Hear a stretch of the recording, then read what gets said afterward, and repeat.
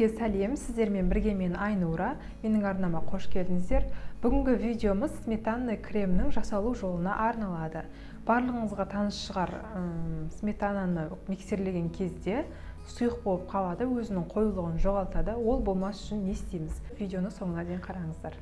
Менде осында қоюлығы 20% қаймақ. Енді біз оны ыдысымызға саламыз. Міне осында қаймақ салып алдым, енді қант ұнтағын қосамыз.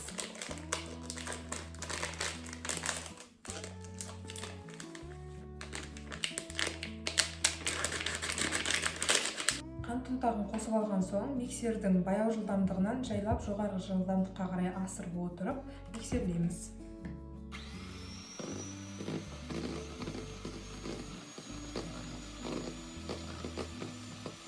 Менде мына жерде уже сұйық болып қалған қаймақ бар. Енді бізге осындай 4 қабатталған майлы керек. Ыдысқа осылай терең етіп салып, сметананы осыған құятын боламыз.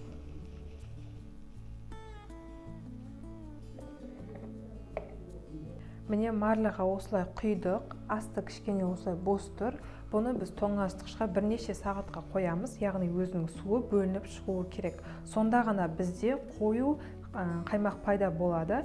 Менде бұрында осындай жағдай болған болатын, яғни қаймақтан крем жасаймын деген кезде қант ұнтағын қосып миксерлеген кезінде ол сұйық сүт сияқты болып қалған еді. Сондықтан ондай жағдай қайталанбас үшін, сіздерде де ондай жағдай болмас үшін осылай марлыдан өткізіп алыңыздар. Суы бөлініп шыққаннан кейін қою крем болады. Яғни қант ұнтағын қосып миксерлеп ары қарай жұмысыңызды жасай бересіз. Кейбір кремдер болады, яғни бірден миксерлеген кезінде одан қою крем болады. Кейбіреулері загуститель, яғни қаймаққа арналған қоюландырғыш затты қолданады. Менің ойымша ең оңайы осылай суын бөліп алғаннан кейін кремді пайдалана берген жөн сияқты. Сметанамыздың суы осылай бөлініп шықты.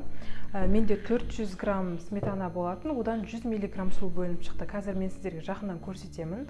Суын басқа ыдысқа құйып тастаймын.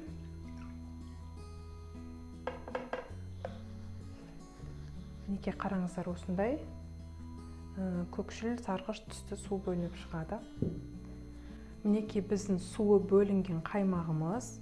Мен бұған суын бөлерден алдын қант ұнтағын қосып қойған едім. Негізінде қант ұнтағын қоспай тұрып осылай суын бөліп алу керек.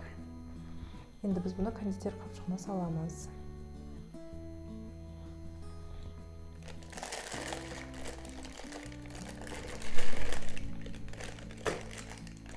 Мінекей мен мынандай кондитер қапшығына құйып басына насадка орнаттым. Енді қазір сіздерге құйып көрсетемін.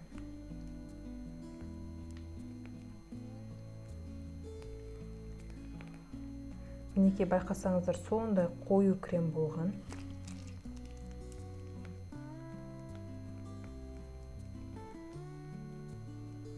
Тура осылай кез келген тортқа,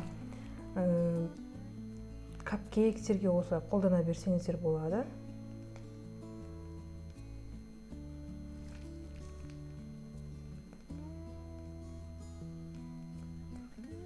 Міне формасын қалай ұстағанын көріңіздер.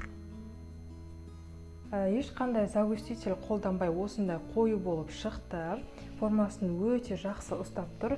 Сіздер де міндетті түрде жасап көріп, нәтижесімен комментарийде бөлісіп өтіңіздер. Сіздермен бірге болған Айнура. Назарларыңызға рахмет.